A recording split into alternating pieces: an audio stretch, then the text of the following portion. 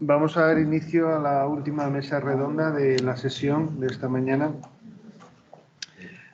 con el título de Percepciones y experiencias de los estudiantes universitarios sobre la evaluación de los resultados de aprendizaje. En primer lugar, la comunicación desde la Universidad de La Coruña, que es la anfitriona y a la que agradezco toda la atención que nos está prestando a los que hemos hecho acto de presencia física. Con la comunicación, la autoevaluación, coevaluación y evaluación entre iguales como herramientas para evaluar los resultados de aprendizaje, la visión docente, presentados por Jesús Miguel Muñoz Cantero, la doctora Eva María Espiñeira y Cristina Pérez. Eva, cuando quieras.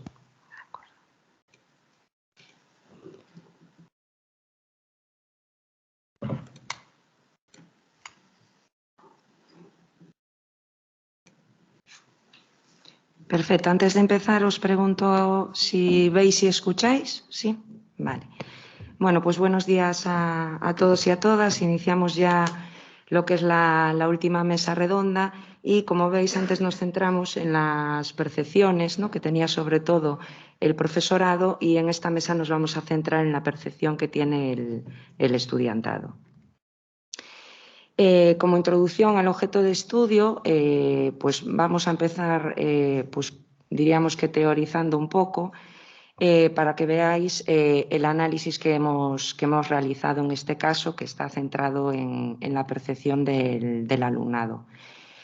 Como ya se ha hablado en alguna ocasión en la anterior mesa redonda, hay un aspecto importante, ¿no?, que sería cómo se trata la participación del alumnado en la evaluación. Y en ese sentido, pues en este estudio en lo que nos hemos centrado son en tres conceptos, que son la autoevaluación, la evaluación entre iguales y la coevaluación, vista desde el punto de vista del alumnado, ¿vale? Aunque dentro del proyecto también tenemos las percepciones del profesorado, que algunas ya fueron saliendo a la luz. En este momento nos vamos a centrar en lo que piensa el estudiantado universitario. Tenemos que tener en cuenta que son diferentes modalidades de evaluación, que también la delimitación conceptual, como siempre, es un punto fuerte a tener en cuenta y para ver cómo funciona. Y finalmente, pues veremos qué oportunidades o qué dificultades podemos extraer, ¿no?, de todo lo que os presentamos ahora. En primer lugar, no vamos a hacer así una sesión teórica completa, pero sí me gustaría pues remarcar pues como dos momentos, ¿no?, en el proceso de estas modalidades de evaluación. Hemos tenido como idea general la que nos proporcionan Marisol y Gregorio en un artículo que han publicado en la revista de investigación educativa en el año 2013, y en ese momento pues ya presentaban como una revisión conceptual acerca de los términos, ¿no? En primer lugar, digamos que desde una vista más tradicional, pues más o menos todas las personas tenemos claro lo que hay de diferencia entre una autoevaluación y una heteroevaluación, pero posteriormente, teniendo en cuenta a diferentes agentes implicados dentro de la evaluación, ya que en la primera parte parece que solo estaba implicado el profesorado y el alumnado, uno para evaluar al otro, empezamos con otras modalidades de evaluación que se centran en que sea el estudiantado quien evalúe, bien pues cuestiones, ¿no?, que tienen que ver con resultados de otros alumnos, compañeros de aula, y también pues esa visión más colaborativa, ¿no?, que entre docentes y entre el alumnado pues trabajen juntos para evaluar cómo ha ido el proceso de aprendizaje. En este sentido, lo que os vamos a presentar ahora son los resultados de dos grupos focales que se han desarrollado en la Universidad de La Coruña y precisamente en esta facultad, y hace referencia a dos másteres que son pues, de la rama de educación. El primero de ellos se ha realizado el 7 de mayo de 2020, como veis, en pleno periodo de confinamiento, y el siguiente se ha realizado justo al año siguiente. Independientemente de que en el segundo curso ya más o menos estábamos en las aulas, los dos se han desarrollado de manera virtual utilizando Microsoft Teams, que es la plataforma que estamos utilizando hoy. En esos dos grupos focales han participado 8 mujeres y un hombre, y todo el proceso de análisis, que ha sido de carácter cualitativo, nos hemos ayudado del programa MASCUDEA 2020 y con la participación pues, de todas las personas que hoy están aquí representando al proyecto, transcribiendo, codificando, analizando en todo momento para obtener pues, unos resultados claros, ¿no? Que es un poco lo que nos interesa. Como os comentaba, nos vamos a centrar solo en estos dos de nuestra facultad en un momento, ¿no? Cuando hablamos de ese proceso de autoevaluación, pues la gente tiene en la cabeza, ¿no?, que es un proceso que realiza la misma persona. En este caso, pues el estudiantado evaluaría sus propios aprendizajes o el profesorado también evaluaría su proceso de enseñanza.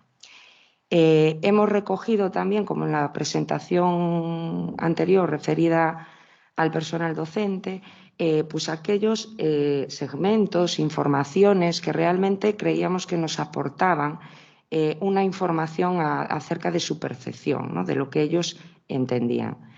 Ahí tenéis uno recogido de uno de los másteres en donde nos hablan de la autoevaluación, diciendo que en una asignatura sí que tuvieron que hacer una autoevaluación, pero que no sabían hasta qué punto se tuvo en cuenta, ¿no? Algunos han pedido que evaluemos lo que hemos aprendido, tampoco es un máster que tenga muchísimos años, entonces de alguna forma hay que ir adaptando las cosas en función de cómo lo vea el alumnado. En el grado, nuestra opinión no se tuvo en cuenta. Si es X, es X. Digamos que son, bueno, sí que tenía que decir antes, que me he olvidado que la transcripción es literal para no modificar nada de lo que dicen. Entonces sí que es cierto que en algunas frases veréis como que, bueno, pues lo iban diciendo de palabra, ¿no?, y no estaban preocupados por cómo se redactaría. En ese sentido, bueno, pues es otro aspecto de metodología cualitativa que decidimos mantener. Realmente, bueno, pues esta es una respuesta, ¿no?, de otras muchas, pero que realmente pues, nos aportaba muchísima información, ¿no? ¿Qué conclusiones podemos sacar de lo que ellos nos cuentan con respecto a la evaluación, a la autoevaluación, perdón? Pues en principio que han tenido experiencias previas negativas, ¿no? Veis ahí como os remarcaba en esa frase en el grado, si es X es X. Se emplea muy poco en el caso del máster. Habéis visto que ahí he recogido ya precisamente uno que recogía en una asignatura, nos lo pidieron.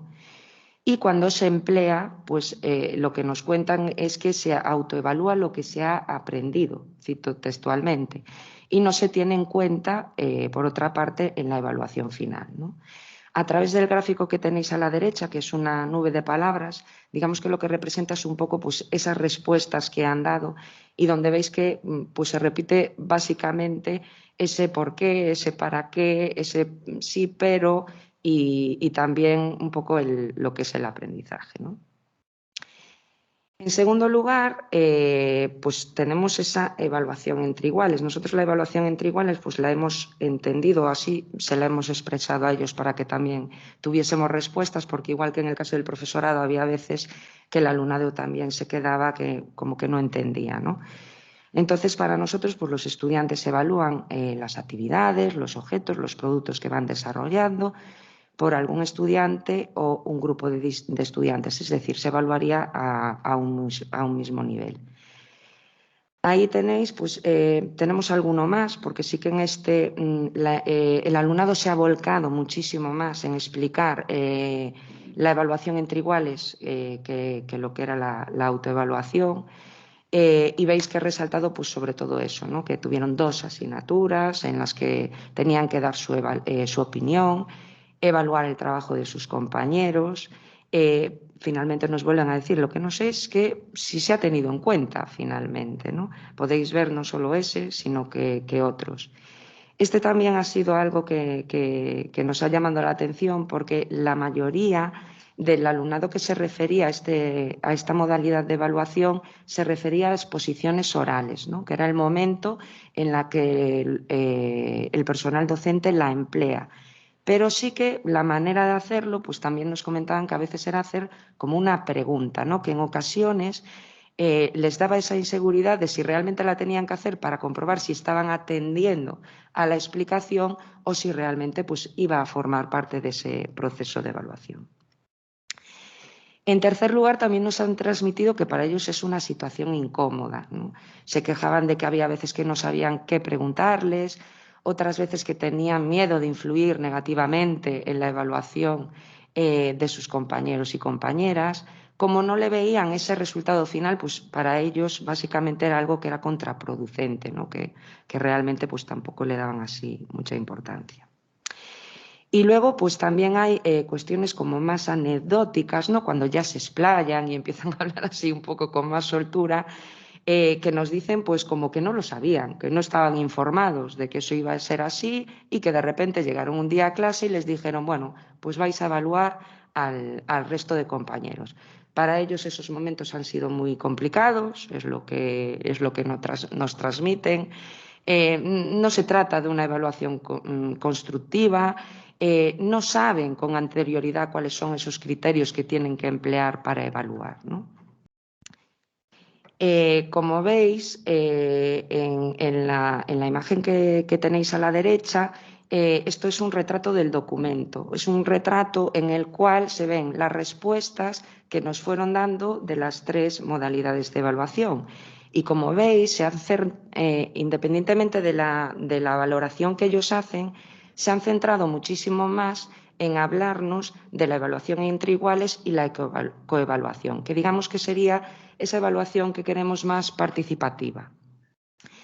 ¿Qué tenemos? Pues como conclusión, bueno, pues el empleo mayoritario en esas exposiciones orales que os comentaba. Cuando se emplea, ellos nos dicen que se evalúa el trabajo de otros compañeros, otras compañeras, tienen ese miedo de perjudicarlos. A veces la manera de ponerla en marcha pues, simplemente se traduce en hacer alguna pregunta en alto y vuelven a repetir que no se tiene en cuenta en la evaluación final. Reclaman esa serie de instrucciones precisas, previas, esa información que se les tiene que dar para poder evaluar y de todas maneras es algo que se ha considerado positivo porque siempre nos dicen que en el caso de que tengan esas instrucciones sí que se animan, ¿no? A evaluar y a realizar efectivamente esa evaluación más constructiva. Finalmente, con el término coevaluación, para nosotros es el momento en el que docentes y estudiantes evalúan de forma colaborativa pues esas actividades, objetos, productos que han sido desarrollados por los estudiantes. En este caso también es algo muy curioso. Por ejemplo, bueno, vuelvo a repetir igual que lo que señaló antes José Miguel.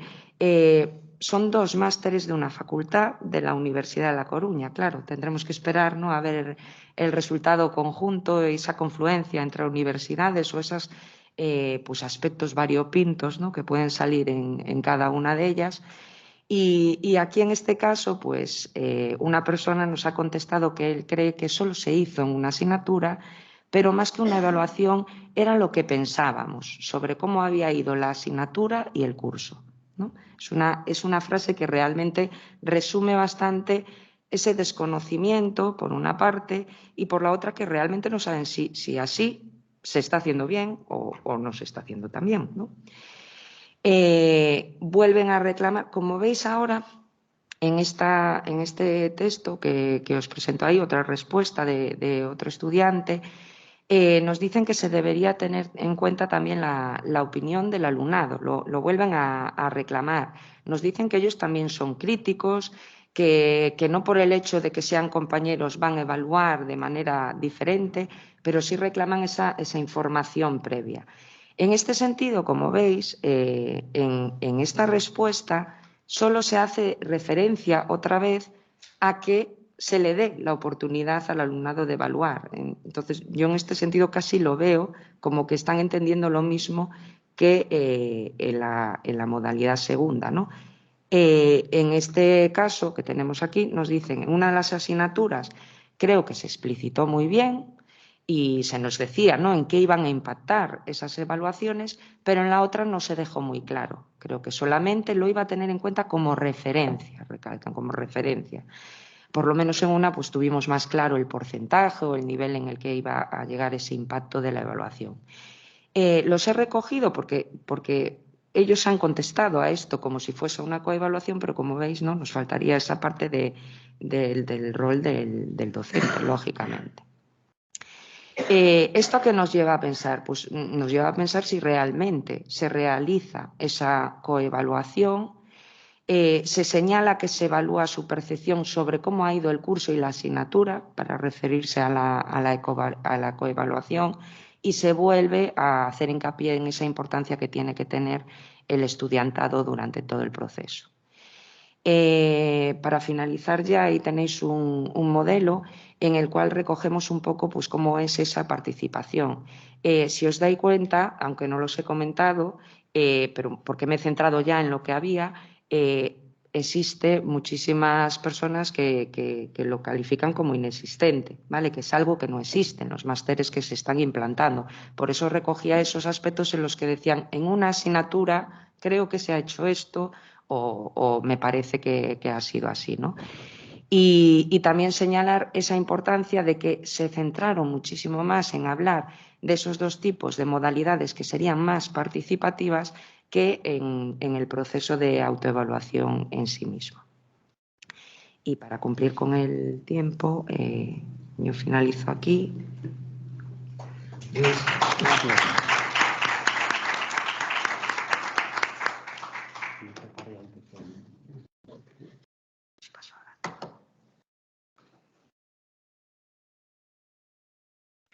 Bien, a continuación, la aportación desde la Universitat Rovira i Virgili de Tarragona en el trabajo presentado por Mario Arias, Araceli Rodríguez Merallo y Antonio Pérez Portabella, titulado Alineación de las competencias de los másteres con las competencias del mercado laboral.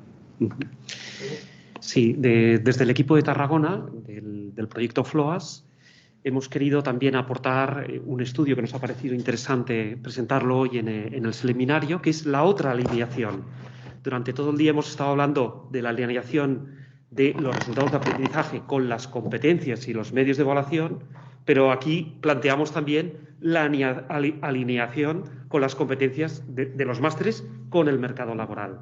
Sería otra perspectiva, y al menos tener una fotografía de lo que el mercado laboral está demandando. Me parece que hay un problema con el sonido. Si quieres. Exacto. Una fotografía de lo que está demandando el mercado laboral, qué tipo de profesionales está demandando y cómo se están preparando los másteres, para ver si existe una coincidencia entre esos resultados que se esperan en el ámbito profesional y lo que se está desarrollando en las universidades. Es un aporte complementario a todo lo que hemos estado presentando hoy. Para enfrentarnos al reto de ver lo que se pide en el mercado laboral, nosotros nos hemos centrado de partida en una primera fase de este estudio únicamente en las soft skills, en las habilidades transversales que se están demandando en el mercado laboral en un ámbito general para todos los perfiles profesionales. Consideramos que trabajar las hard skills sería un escenario posterior, o cuando se ha trabajado primero las soft skills, podemos ir vistiendo con las hard skills las diferentes demandas laborales que existen en los diferentes ámbitos. ¿Cómo lo hemos hecho? Pues hemos recogido 23 estudios reconocidos que hablan de todas estas competencias necesarias que requieren los profesionales en el desarrollo profesional. Son 23 estudios que, como podemos ver en esta diapositiva, hay 13 del ámbito estatal y 10 del ámbito internacional en la última década, y vamos incorporando, porque podemos incorporar en la metodología que hemos utilizado, nuevos estudios en los que se trabajan diferentes metodologías en cada uno de ellos. Por tanto, estamos ante listados que recogen metodologías diferentes. Por ejemplo, encuestas a empresarios. ¿Qué pide usted a los trabajadores para que desarrollen su trabajo en la empresa? Encuestas a responsables de la selección de personal. Descripciones de puestos de trabajo que aparecen en los medios de comunicación o en portales como Infojobs, etcétera. Estudios a partir de los perfiles descritos en las demandas laborales. Cuantificación de tareas de los trabajadores. Es decir, realmente ese trabajador, cuando entra en ese puesto de trabajo, ¿qué está haciendo? ¿Cómo desarrolla esas competencias? Es una metodología más de observación. Estudios descriptivos a partir de estimaciones cualitativas y análisis de nuevos perfiles o estudios multidisciplinares. Por tanto, tenemos un ámbito metodológico de la recogida de estos rankings muy diferente que nosotros hemos querido un poco unificar. ¿Y cómo lo hemos hecho? Porque aquí podéis ver las fuentes.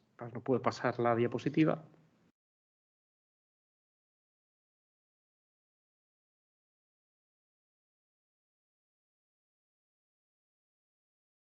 A ver. No puedo pasar. Sí. Aquí. No, vale, en verso. Aquí hay diferentes fuentes de todos estos 23 trabajos, el Ministerio de Trabajo, el IES de Navarra, la Comisión Europea, el World Economic Forum, la revista de Educación, todos hacen sus listados de competencias del mercado laboral o lo que se requiere en este ámbito. Entonces, ¿cómo recogemos todas estas competencias y cómo las clasificamos, ¿no? Aquí hay una dificultad de ver listados muy diferentes de competencias laborales recogidas por diferentes metodologías y cómo las clasificamos. Después de mirar muchas taxonomías o categorizaciones, hemos apostado por esta de la OCDE, que es muy simple, pero nos permite una primera clasificación de todas estas competencias, que las distingue entre las básicas, la comprensión lectora y competencias matemáticas y digitales, las cognitivas y metacognitivas, que sería el pensamiento crítico, la resolución de problemas, el pensamiento creativo, y las sociales y las emocionales, la concienciación, la responsabilidad, la empatía, la autosuficiencia y la colaboración. Y luego estaría la cuarta, que serían las hard skills, que en este caso nosotros no las trabajamos en este primer estudio, que lo que intenta es reflejar una fotografía de las demandas del mercado laboral.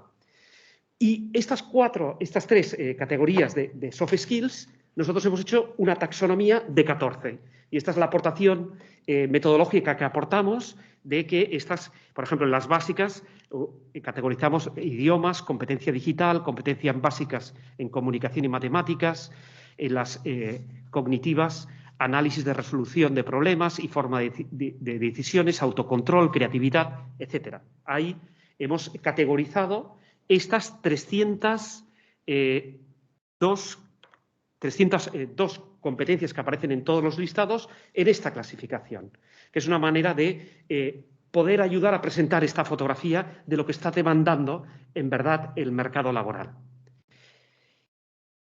De manera individual, el equipo de Tarragona lo que hizo es hacer estas clasificaciones.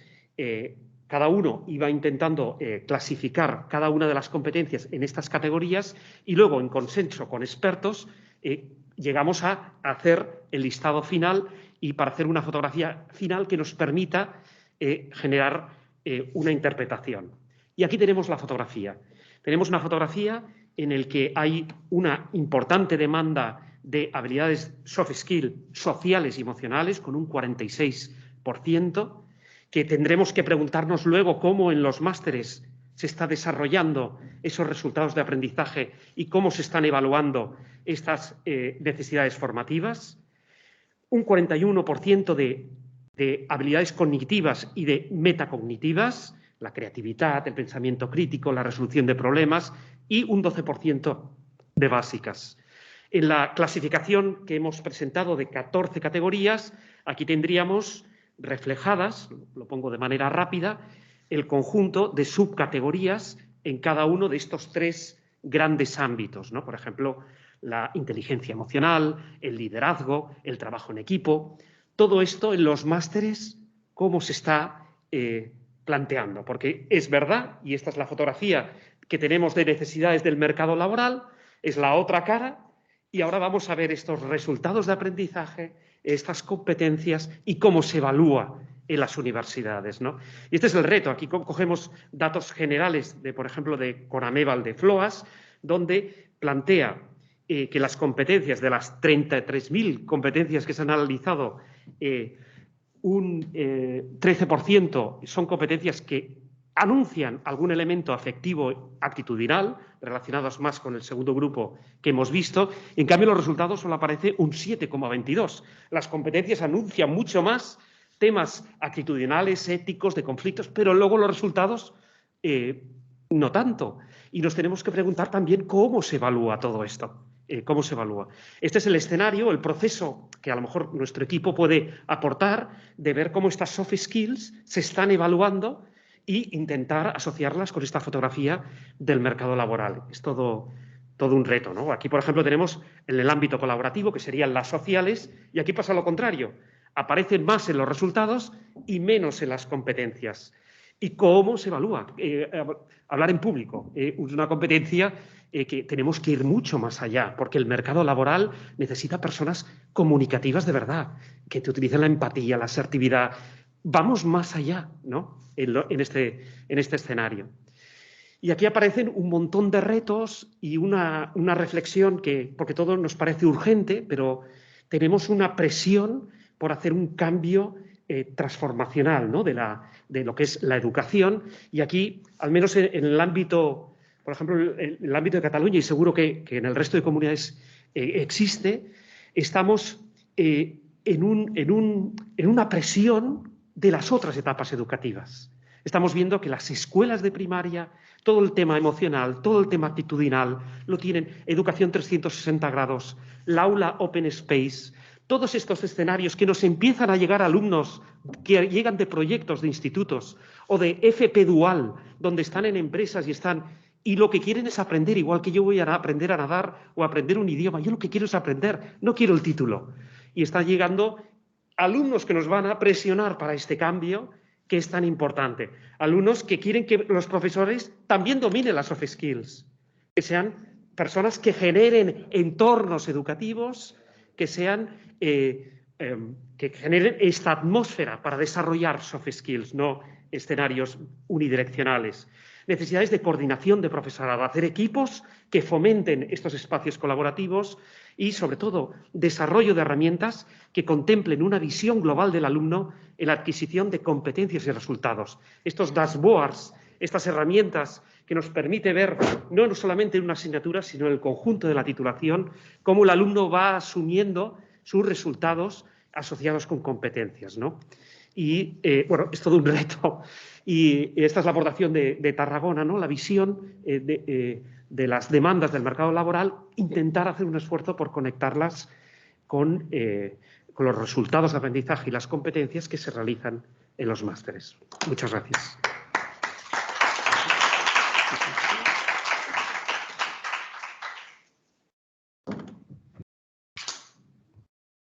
Muy bien, muchas gracias. Pues, en último lugar, presentaré yo directamente la aportación del equipo de la Universidad de Valencia, compuesto por Inmaculada Chiva, Genoveva Ramos, José Vidal y yo mismo. El título es Alineación de competencias, resultados de aprendizaje y medios de evaluación. Pero he aprovechado un poco la situación de que soy el último de la última mesa. De modo que lo que voy a plantear es más bien una perspectiva global. Hemos tenido muchos expertos, nos han presentado mucha información que nos da desde muchas dimensiones, desde expertos en gestión, hemos hecho análisis documental, hemos visto qué dicen los profesores, los alumnos, los empleadores. Podríamos intentar poner todo esto junto y ver si damos algún paso más que podemos hacer nosotros en esta dirección, a dónde nos lleva este análisis. La idea es irnos de aquí, desde luego, con conocimientos. Yo me voy con unas cuantas ideas, pero también con algunas preguntas, que eso siempre nos abre pasos para seguir un poquito adelante.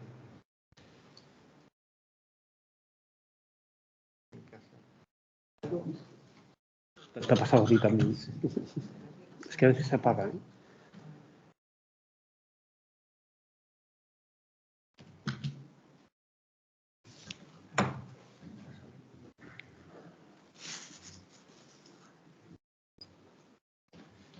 Ahora sí. Vale. Bueno, la idea es empezar por algunas obviedades. En algún caso va a ser básicamente recordatorio. La mayoría de los asistentes, desde aquí, desde casa, estamos implicados de un modo u otro en la docencia.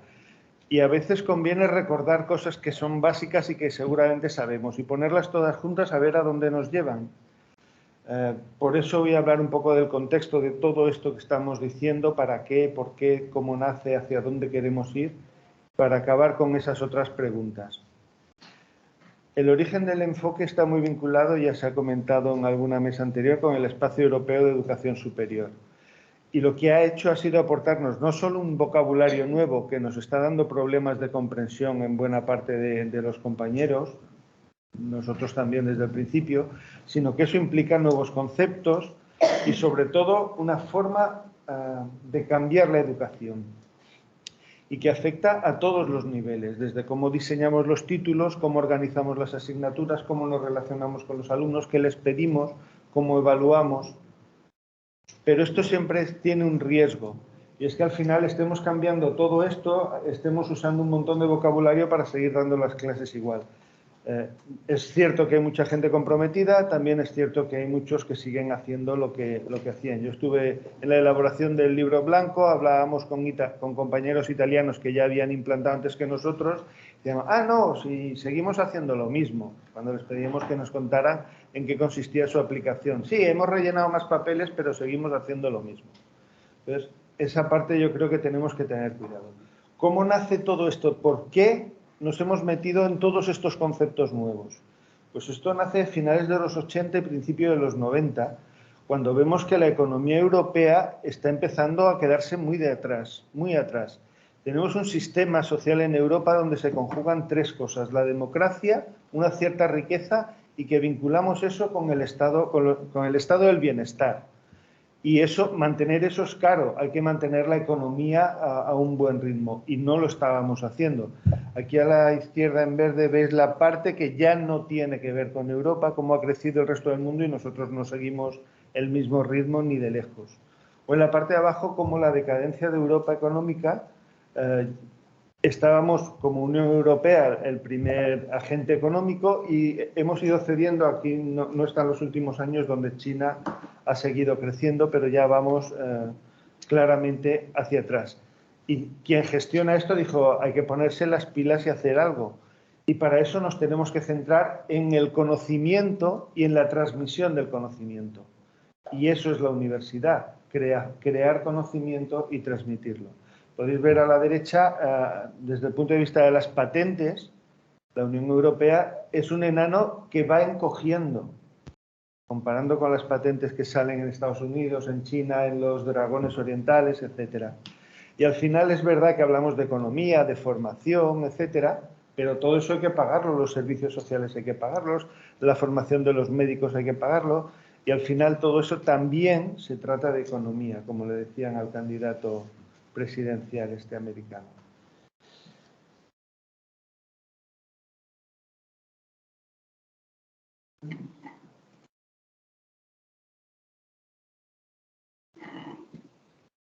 Bien, para eso estamos construyendo el Espacio Europeo de Educación Superior, porque recuerdo que esto es una cosa en construcción, no está acabada. De hecho, siguen reuniéndose periódicamente y seguimos actualizándonos. La próxima reunión probablemente en Albania, aún no está claro, porque esto de la pandemia ha trastocado un poco todo. Bueno, ¿qué hemos sacado desde que se inicia el proceso con la Declaración de Bolonia hasta donde estamos ahora? Pues unas cuantas ideas fundamentales en las que hay que insistir mucho. Por un lado, centrarnos en el estudiante, que es un cambio de enfoque. Para eso, y vincularlo al mundo laboral, centrarnos en competencias, era el planteamiento inicial, porque eso es lo que nos llevará a mayor empleabilidad. Dicho de otra forma, lo que necesitamos es una enseñanza más práctica, que nos estamos quedando atrás. Cuando vemos cómo podemos conseguir eso, qué elementos podemos analizar, nos vamos a ver cómo dice la legislación, qué elementos hay que tener en cuenta a la hora de hacer un currículum, y aunque ya sabemos que nuestras leyes tienden a caducar más que los yogures, las leyes educativas, siempre ha habido un cierto elemento común con matices, pero un cierto grupo común. En primer lugar, se plantean objetivos. Como hemos cambiado el enfoque, estoy intentando ir rápido, si alguien quiere luego puedo leerlo con más calma. Pero voy a ir analizando los pasos que acabamos de ver en cualquiera de las leyes, los elementos de la elaboración del currículum. Primero, objetivos.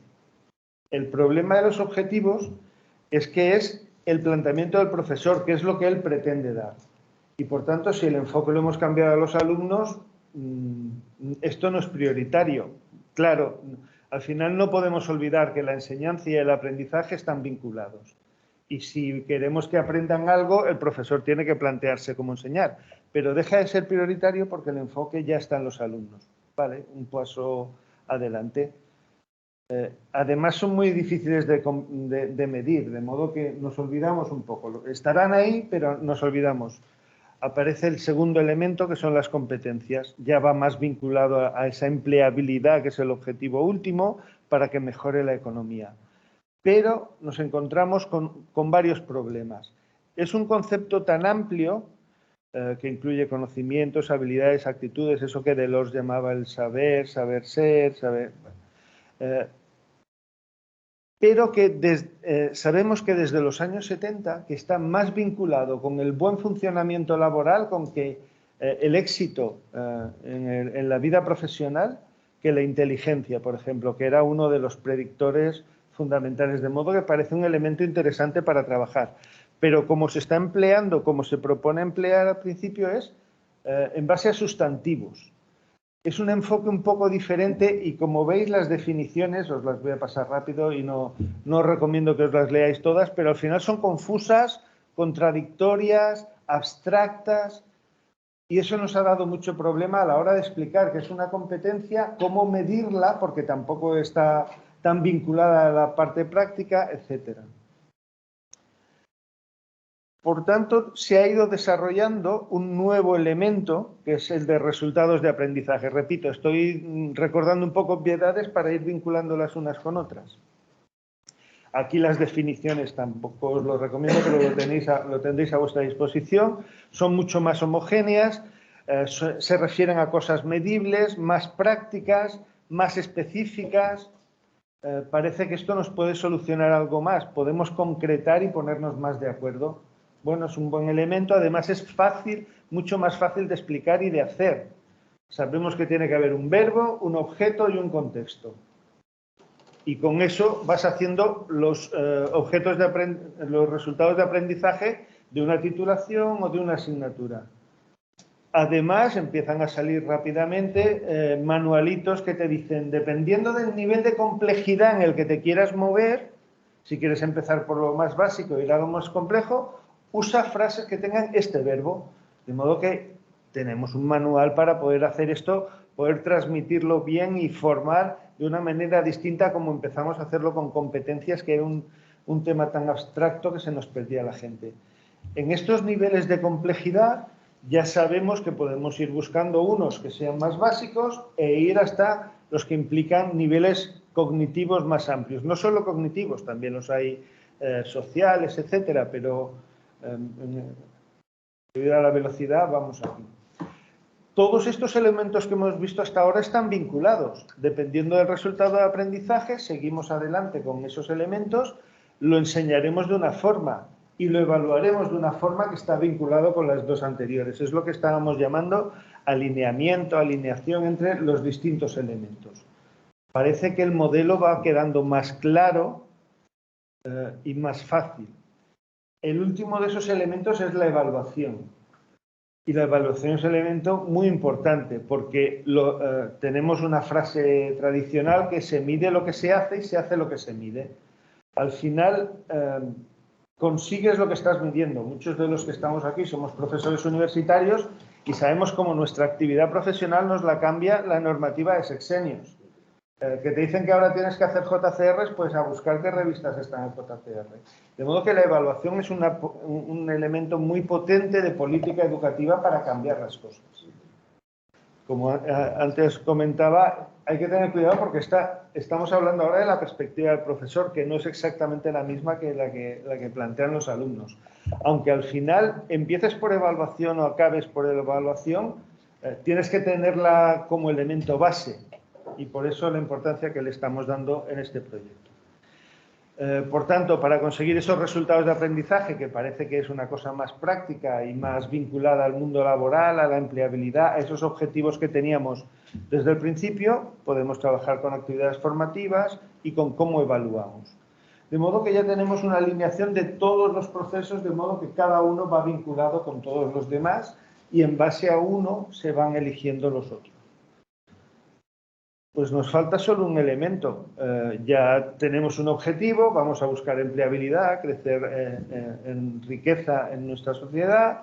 Tenemos el modelo que ha costado, pero lo hemos ido clarificando. Tenemos gente que quiere participar. Sabemos que también hay gente que no, pero hay mucha gente que cuando haces cursos se apuntan, están muy motivados. La respuesta es, ¿y esto nos está haciendo cambiar? ¿A dónde nos está llevando esto? De modo que, por ir acabando e intentar respetar en la medida de lo posible el tiempo, quería dejar algunas preguntas para que cada uno nos hagamos, ni siquiera hace falta que las respondamos en público, y algunas sí para que debatamos y provocar un poquito. La primera, ¿hemos cambiado cada uno en la forma de dar la clase a métodos más activos? ¿Los alumnos tienen que hacer cosas o siguen teniendo que aprender? ¿Estamos usando procesos más auténticos, más relacionados con lo que luego se van a encontrar en el mundo laboral, tanto para enseñar como para evaluar? Porque hay gente que sigue poniendo problemas de estadística, de no se sabe qué, o de lanzar dados. En fin, las profesiones de croupier, los puestos de croupier están bastante ocupados. ¿Ponemos también el énfasis en la empleabilidad o no? ¿Seguimos dando conocimiento? Yo voy a dar mi materia. En una universidad que no voy a nombrar, lo que hicieron fue, vamos a ver las competencias que tenemos que poner en nuestra titulación, y un departamento dijo, uy, el nombre de mi departamento no está como competencia, que se añada. Era historia de la educación, vaya. Así se han ido definiendo muchas veces con el qué hay de lo mío, y eso no tiene nada que ver con empleabilidad, no tiene nada que ver con el modelo que nos ha costado tanto desarrollar, pero las inercias al final nos están haciendo que los alumnos tienen que ahora varias asignaturas de historia porque hay un departamento que tiene más fuerza, ¿no? y se rompe un poco la lógica. Y como ejemplo paradigmático, yo doy en varios másteres, en varias titulaciones, y la pregunta que a mí me hizo un poco de chispa es, ¿qué les estamos pidiendo a los chavales que hagan en el TFG o en el TFM? La valoración global de la titulación, lo que debe saber un profesional cuando va a salir al mundo laboral. Les estamos pidiendo que hagan lo que hacemos nosotros, un pequeño trabajo de investigación, que sepan muy bien el estilo de citar. ¿Eso se lo va a pedir a algún empresario? ¿Aparece en alguno de esos listados? A lo mejor tenemos que empezar a volver a decir, vale, ya sabemos todo ese modelo y ahora esto, ¿cómo nos hace cambiar? ¿Vale? Pues hasta aquí dejo el planteamiento, dejo las preguntas y vosotros las respuestas, y si queréis ahora alguna más, alguna pregunta, si estáis interesados. Gracias.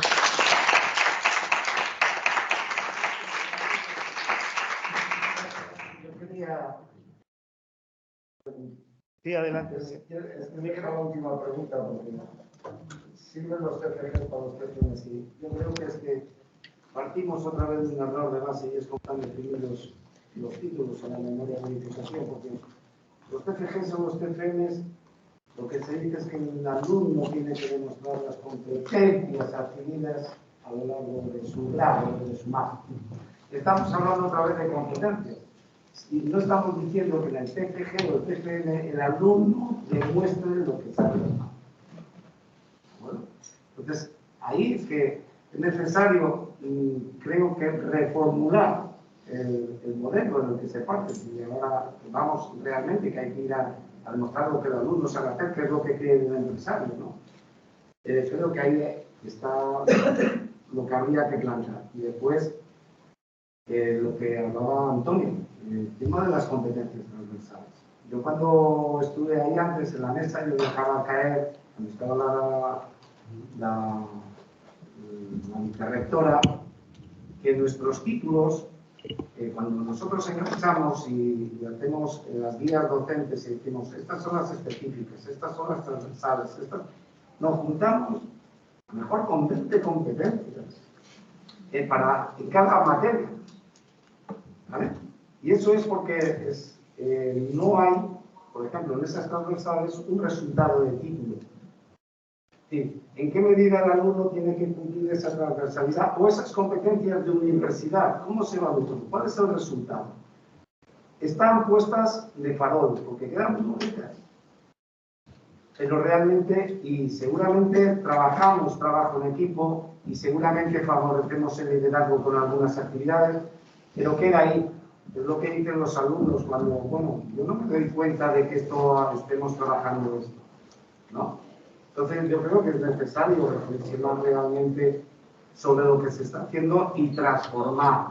Y esta transformación, supongo que este decreto lo que nos va a llevar es a la necesidad de transformar todos los títulos ya verificados, no solamente los nuevos, porque si no, no tendría sentido. Tendríamos títulos en un modelo basado en competencias y títulos basados en un modelo basado en resultados que cambia la forma de planteamiento. Me voy al TFG que creemos. Vuelvo a la misma pregunta. ¿Qué le decimos en el TFG? Que demuestren las competencias. ¿Qué les decimos en este modelo? Que demuestren lo que saben hacer. A lo mejor tiene más razón que la ampliabilidad. Es un razonamiento. Muy bien, muchas gracias. ¿Alguna otra pregunta aquí o los que nos ven por aquí? ¿Hay alguna? Mario. Bueno, yo más que preguntar también es una reflexión sobre lo que acabamos y romper una lanza por el profesorado. Aquí tenemos la enorme fortuna de que podemos investigar sobre educación y luego aplicarlo en las clases. Pero claro, nosotros comentamos a veces que cuando te sales de la disciplina y ahora los profesores de química o de medicina o de... Claro, pues estos temas de educación le quedan más lejanos. Y yo creo que lamentablemente hemos hecho un error de planificación. O sea, si pregunto a todos los que estamos presentes cuántos hemos hecho un curso de correo electrónico o de Excel o de probablemente la gran mayoría, digamos, no he hecho un curso de correo electrónico. Yo en el correo electrónico empecé a enviar y cuando un día hice responder a todos y dije, qué tontería más grande, lo recibió toda la facultad, pues no me di cuenta que había una cosa de copia oculta o tantas otras cosas que hemos aprendido con la práctica. Pues yo creo que con todo lo que planteas, lo que nos ocurre, además lo han dicho muy bien las agencias de calidad a veces, que vamos contracorriente. O sea, estamos haciendo cosas que ya están obsoletas, con nuevos criterios. Lo que deberíamos hacer es parar, frenar, enseñar al profesor primero a todas estas cosas y luego planificar. No lo que hemos hecho es, no, ahora viene Bolonia, ahora cámbiame. Y lo que hemos hecho es, pues, como decía Lampedusa, que todo cambie para que todo siga igual. Es decir, cambio mis objetivos por competencia. Tengo, como decía Miguel ahora, una cantidad enorme y una lista ahí de farol de competencias. Y yo creo que hasta que no hagamos esta reflexión y lo hagamos bien de verdad y enseñemos primero al profesor cómo se hace y le digamos, para mañana ponme aquí 7 competencias. Y la gran mayoría de profesores dicen, ¿y es una competencia? Y ahora el resultado del aprendizaje estamos en el mismo punto de partida. Les diremos, oye, que en la nueva memoria hay que poner resultados. Y la gran mayoría, ¿y qué es eso? No sé, tú pon ahí algo. Y nos encontraremos de nuevo con lo mismo, con lo cual la reflexión es que si queremos cambiar, lo que hay que hacer primero es formar y enseñar al profesorado y luego ejecutar. No ejecutar y luego enseñar. Nada más que eso. Gracias. Por ahí había otra mano. Por comentar una cosa, Mario, decías que tenemos que enseñar al profesor, pero yo creo que también tenemos que recordar que hay más gente implicada. Tenemos que decirles a los alumnos que no vienen aquí a tomar apuntes, que vienen a otra cosa. Tenemos que recordárselo también a los gestores de los títulos, que dicen, bueno, que pase, que me complica la vida. De modo que es un proceso de implicar a todos los que estamos ahí, porque con que te falte una de las patas ya no estás explicando y ya no vamos todos en la misma dirección. Por lo demás, completamente de acuerdo. ¿Sí? Sí, no. Hola, buenos días. Soy María Suárez, de aquí de la Universidad de la Comunidad. En la línea de lo que estabas diciendo, ¿no? yo creo que lo fundamental es la formación del profesorado, cómo entramos en las universidades, cómo seleccionamos a los mejores, que es lo que debería de ser. Y después, que todos sepamos hacia dónde vamos. ¿Cuál es el objetivo? Aclarar, evidentemente, conceptualmente, saber qué significa para todos pedagogía, o, por poner un ejemplo muy claro que todos lo entenderemos, aprendizaje colaborativo. Realmente trabajamos en el aula aprendizaje colaborativo. Ponemos a los alumnos a trabajar en las interactivas, en grupitos, hacen equipos, se dividen los trabajos que nosotros le pedimos, cada uno hace un cachito, lo juntan, collage, maravilloso, lo pegan y lo entregan. No se han enterado de nada. Ninguno ha reforzado el aprendizaje que tú le has dado a esa actividad concreta. Porque no saben trabajar colaborativamente. Porque nadie les ha enseñado ni les seguimos enseñando. Cuando a lo mejor intentas enseñar a trabajar colaborativamente, resulta que no vamos en línea todo el profesorado. Es que en otra asignatura nos dejan hacerlo así. Y dices, así mal vamos. Por mucho que se han instalado coordinadores de curso, coordinadores de títulos, responsables de no sé qué, hay mucha burocracia, sigue habiendo mucha burocracia, más que antes, desde que está Bolonia, pero no vamos a lo fundamental. Creo que no tenemos claro hacia dónde vamos, seguimos sin tener claro que estamos formando para el mercado laboral, que era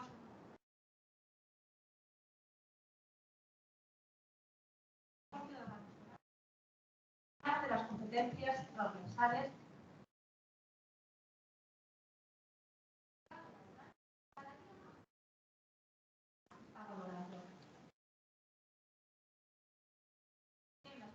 las técnicas o cognitivas nos sale la gente muy bien formada. Despreciando otro tipo de saber hacer que nos están reclamando desde todas partes. Yo que trabajo en orientación, educativa y profesional, en mentoría, en tutoría, pues lo veo todos los días. Y seguimos sin trabajarnos en el aula. Por lo que decías antes, no hay formación del profesorado para trabajar este tipo de competencias. Y profesores de mi facultad, que somos de educación, no sabemos hacerlo, vas a saber hacer el de química, el de arquitectura, el de ingeniería, y pensemos que cualquier reforma, los artífices de que esto salga es el profesorado. Entonces tenemos que reclamar, en vez de tanto cambio de nombre, nos ponen locos, una verdadera formación para estar todos navegando hacia el mismo lugar y realmente para poner a la persona que es el alumno en el centro del proceso de aprendizaje, que sigue estando muy en el córner. Nada más, gracias. Muy bien, muchas gracias. ¿Alguna palabra? Tenemos pedida una palabra, María Araceli Rodríguez, cuando quieras.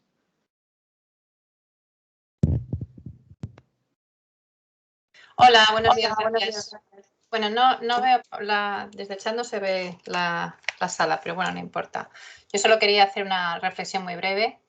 Habéis dicho que, bueno, o sea, todos decimos, todo al final, las cosas que podemos decir, todas son ciertas. La gran pregunta es cuál es de todos los defectos del sistema que detectamos, cuáles son los más importantes o en dónde se puede incidir más y que eso que cree realmente un efecto sobre lo que se quiere conseguir. Es decir, porque, o sea, vale, tenemos un plano de los problemas, pero ¿en cuál hemos de incidir de forma más directa?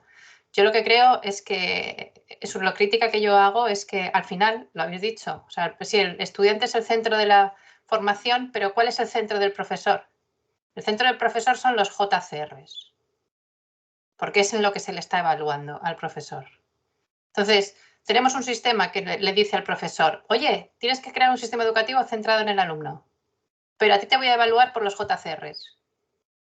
Fin de la historia, ya no hace falta que hablemos más. Creo que con eso está dicho todo.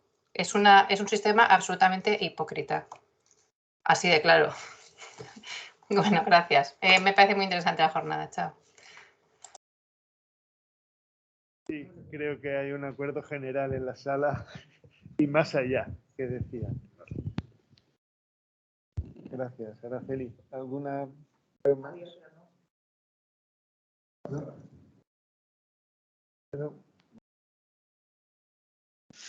Pues si no hay más preguntas en este momento, agradeciendo la participación, ya sea desde la distancia o desde la sala, muchas gracias por vuestra asistencia y pasamos a la clausura oficial. ¿Clausura? Sí, por parte de los coordinadores.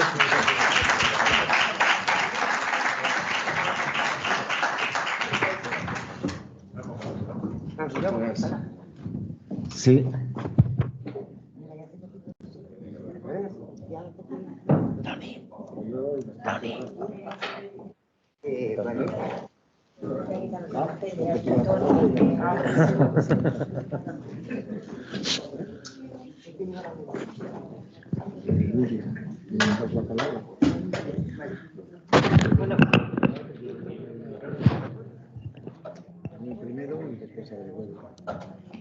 Bueno, pues sí, vamos a proceder a un breve acto de clausura. Si me dejan hablar de este seminario. En primer lugar, doy la palabra a Jesús Miguel Muñoz Cantero. Bueno, brevemente, porque ya llevamos unas cuantas horas aquí sentados. Los que estáis en casa estáis calentitos. Por aquí tenemos, por el COVID, ventanas abiertas, puertas abiertas. Yo estoy helado y las manos congeladas. Nada, agradeceros a todos vuestra asistencia. Estamos seguros que, bueno, tenemos vuestros contactos. Os enviaremos a todos los asistentes el certificado de asistencia. Si no fuera así, nos lo reclamáis. Están hechos, ¿vale? Tenemos que contrastar, eso sí, la asistencia con los que han dicho o manifestaron que iban a asistir, porque tampoco vamos a dar a todo, ¿no? Pero bueno, agradeceros. A través del correo os tendremos informados sobre cómo marcha y cuáles son los resultados que va teniendo el proyecto de investigación. Porque, bueno, la gente que estáis aquí entendemos que sois gentes interesadas en estos procesos, ¿no? Y, lógicamente, un proyecto de investigación no tiene impacto si sus resultados no son transferibles y no son conocidos, ¿no? En ese sentido, pues en lo que a mí corresponde y a este seminario, sí me comprometo a enviaros, pues, a todos los que habéis asistido una evolución de los resultados o donde vayan siendo presentados para que podáis hacer el seguimiento, ¿no? Sin nada más, pues como organizador aquí en La Coruña, agradeceros a todos los de nuestra universidad y de las otras universidades asistentes, a profesores, responsables de centros que sé que estáis ahí, responsables de calidad y de coordinadores de títulos de grado y máster, profesorado, estudiantes, técnicos que hay conectados de otras universidades a la agencia, pues vuestra participación, y a mis compañeros, pues por el trabajo, pues por el esmero que han tenido, pues, en hacer estas presentaciones, que son los primeros resultados, pero que creo que en este foro yo me siento orgulloso de que haya sido el primer foro presencial que hacemos después de aquella reunión que tuvimos en Madrid hace 2 años y medio largos ya, sí, que fue la última reunión que tuvo presencialmente este grupo, ¿no? Yo, en ese sentido, pues por lo menos vernos y sentir, pues, el calor humano, ¿no?, de la gente que trabaja en el propio grupo, y después ese calor también, aunque sea online, de que lo que hacemos tiene interés, para mí es el mejor pago, ¿no? Nada más, muchas gracias por estar ahí y le vuelvo a ceder la palabra a la presidenta. Muchas gracias, José Miguel. Profesor Gregorio Rodríguez. Bueno, yo como punto final, quizás, y continuando un poquito con lo que está comentando Jesús Miguel, me gustaría insistir sobre todo en el agradecimiento a todos los que estamos presentes aquí en face to face, en cara a cara, pero también el agradecimiento a todos los que estáis ahí detrás, ¿no? Porque evidentemente sois muchos de los que estáis aquí, sois también fuente, habéis sido partícipes y estáis siendo partícipes de este proyecto, en tanto en cuanto que nos habéis ofrecido vuestras opiniones a través de cuestionarios, nos habéis ofrecido vuestras opiniones a través de las entrevistas, nos habéis ofrecido opiniones a través de los grupos focales, con lo cual aquí digamos que se están presentando resultados, pero que la inmensa mayoría de los que estamos presentes en este seminario, de una u otra forma, somos parte del proyecto, ya sea dando información, ya sea dando opinión, etcétera, ¿no? Con lo cual, como decía Jesús Miguel, es un reto también para el propio proyecto mantener esta línea de contacto, mantener esta línea de información, de comunicación con todos los que habéis expresado de una u otra manera interés por los resultados de este proyecto. Así que reitero el compromiso desde como IP2 de este proyecto, de seguir manteniendo estos contactos con estos grupos de interés que tan importantes y tan relevantes son para cada uno de nosotros, ¿no? Con independencia de que, como decía Araceli antes, bueno, pues también tendrán que ir algunos resultados los JCR y demás, ¿no? Pero lo importante realmente es el contacto que mantengamos, es la comunicación que mantengamos y es el seguir trabajando. En ese sentido, nos queda todavía un recorrido del proyecto donde habrá que seguir haciendo algunas actividades formativas en las que os lanzaremos y os daremos el reto para que podáis participar en ellas, y así como la utilización de las herramientas que vamos desarrollando dentro del propio proyecto. Así que para mí no es un punto y final del seminario, sino más bien sería un punto de continuidad y seguir colaborando en el tiempo que vaya a durar este proyecto. Gracias. Gracias. ¿Oye a mí ahora? Vale. Bueno, pues yo realmente me uno a lo que han dicho mis dos compañeros. Para cuánto el micrófono. Parece un autociclista. A mis dos compañeros anteriormente, ¿no? Es una satisfacción habernos reunido aquí, es una satisfacción habernos reunido el grupo de gente que estamos presencialmente. Ha sido una gozada también la propia organización que ha tenido ese seminario, pero hay una cosa que ha sido fundamental. Es decir, ya no sé exactamente qué hora es, porque no utilizo el reloj desde la pandemia, las 2 menos cuarto, y hemos empezado a las 9 de la mañana y todavía, además de la gente que estamos aquí, hay 50 personas que están conectadas. Como ha comentado Gregorio, claro, este proyecto, sin todos los que estáis ahí detrás por imagen, no sería posible. Es decir, ha sido vuestra opinión, ha sido vuestra perspectiva, ha sido vuestros comentarios a mucho nivel, a nivel de coordinaciones, a nivel de estudiantes, a nivel de profesorado, ¿no? Eso es fundamental para un proyecto que se trata de que se tenga unos resultados y que sea un proyecto y tenga un camino activo. Sin eso sería imposible. Me uno a lo que han comentado mis dos compañeros. Esto es una continuación. Vais a tener información del proyecto, de nosotros, de actividades que realicemos, de manera que podamos seguir compartiendo. Está previsto que cuando finalice el proyecto, haya un congreso ya más abierto también a que haya experiencias de otros compañeros y también recibiréis información. Por ahora, pues por mi parte, ya creo que por la de todos, nada más. Muchas gracias. Clausuramos este seminario e iniciamos el segundo seminario, que será para el año que viene así. ¿De acuerdo? Gracias.